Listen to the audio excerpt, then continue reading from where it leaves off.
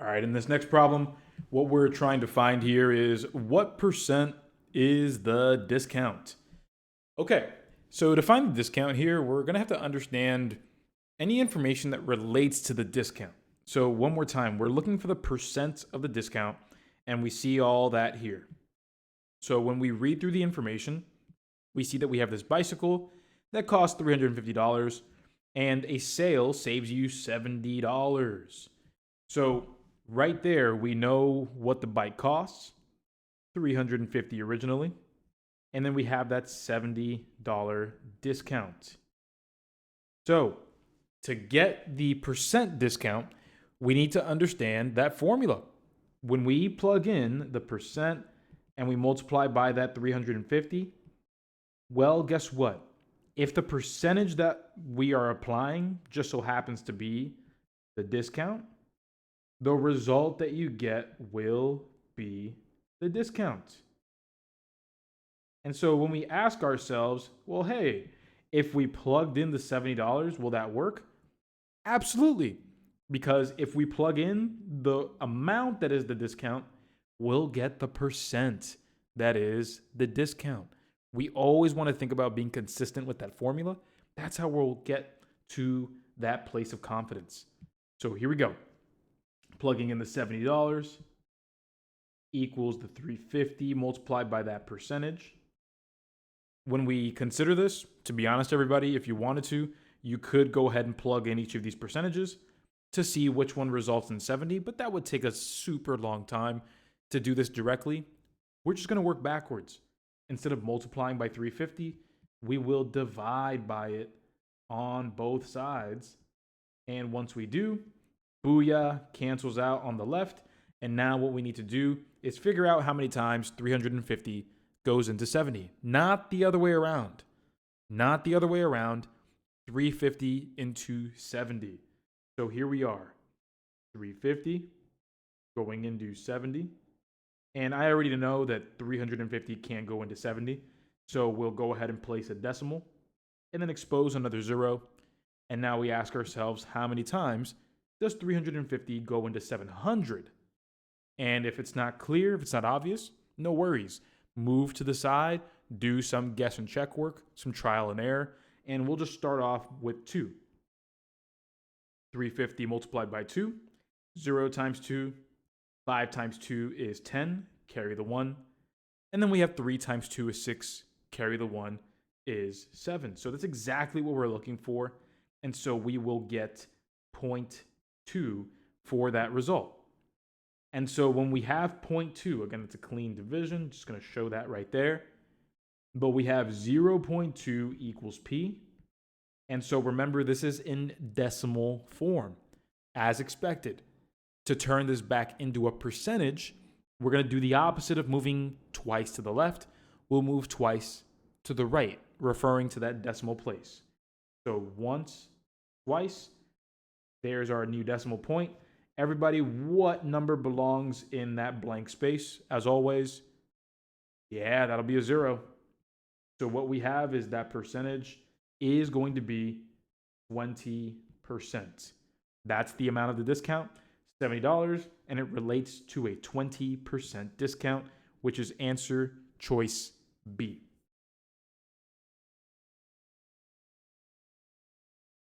All right, in this next question, let's begin as always by reading that question sentence first. There's no way around it. We want to know what the point is in the beginning. So here it says, how many small packages are on the truck? So this is part of a larger sentence. I think we can all agree on that. And it says, with this many large packages loaded, how many small packages are on the truck? So there's some information given to us that relates to what we're looking for. But let's be very clear. What we're looking for is how many small packages right there. So now that we know exactly what we're looking for, let me write this down. We have small equals blank. That's what we want to find out. And then we see in the same breath, like I said, 48 large packages have been loaded or available. So we can say large equals 48. Okay. Now, let's take a look at the information that we're given because we clearly see that we're comparing large and small. And if we see the same comparison happen again, large and small being compared, then we have ourselves a proportion. No way around it. So when we check out this first sentence, here's what it says. A delivery truck carries large and small packages in a ratio of 8:3. Okay, sounds good. So when we go ahead and take this information down, when we read a ratio properly, it's very important to understand and respect the order in which it's written. I know I say this a lot, but it's only to your benefit. So right here, large was written first, 8 was written first. So large correlates with 8. And then small is second, 3 is the second number. So the 3 and small are associated. So now that we know that, let me write those down. We have large, that's going to be 8, small, that's going to be 3. And again, this is for comparing those parts. This is the ratio. So if I'm going to make sure that I compare the same things in the same way, we just need to make sure that we place and order the comparisons. Again, I sound like a broken record, but we want to make sure we compare them in the same way. So large is going to go here, small is going to go here, and now we have ourselves a proportion. Comparing large to small, large to small. Let's write our proportion out, and let's go ahead and solve. Here we go. So I'll go ahead and have my fraction equaling my other fraction. Now let's make the same comparisons with large up top, small on the bottom. So that'll be 48 over x.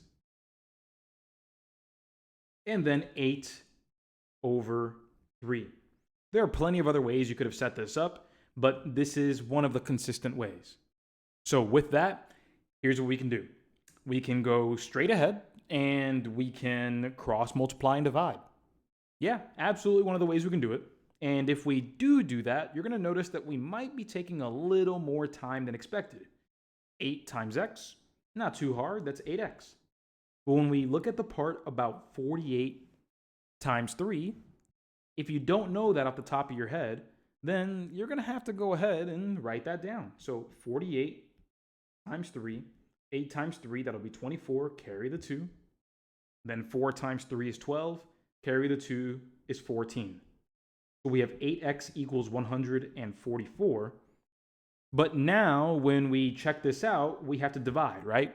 Cross multiplication and division.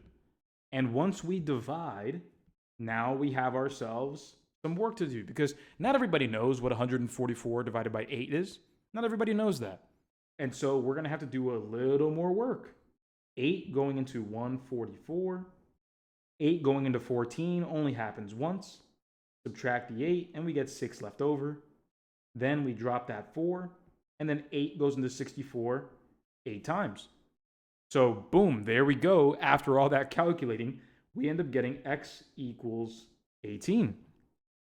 Now, there is again a much faster way that we can do this given the numbers that we have. Again, if we compare the same things in the same way, we have ourselves a pretty good deal here. Check this out. When we try to get to x, I'm thinking, hey, can we go from top to bottom? And not really, because 8 going down to 3, there's not an easy number I can multiply or divide by to get that.